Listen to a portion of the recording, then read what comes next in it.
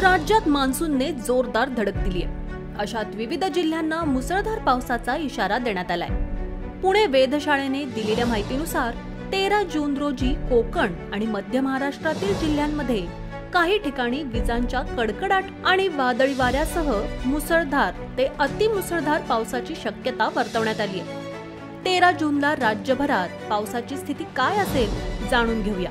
हवामान विभागाच्या अंदाजानुसार मुंबई, ठाणे, पालघर, रायगड आणि रत्नागिरीत मध्यम ते हलक्या पावसाची शक्यता आहे, तर मुंबईत पावसाचा येलो अलर्ट देण्यात आलाय।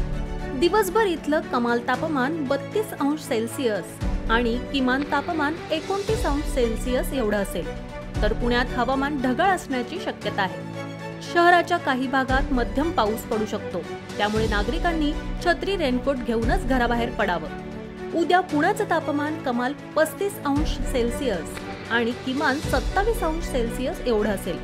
कोल्हापुरात गेल्या 5 दिवसांपासून पावसाचा जोर चांगलाच वाढलाय, त्यामुळे शेतकऱ्यांना दिलासा मिळालाय। आता उद्या देखील कोल्हापुराचं वातावरण ढगाळ असेल, तर कमाल तापमान 31 अंश सेल्सिअस आणि किमान तापमान 27 अंश सेल्सिअस इतकं असेल।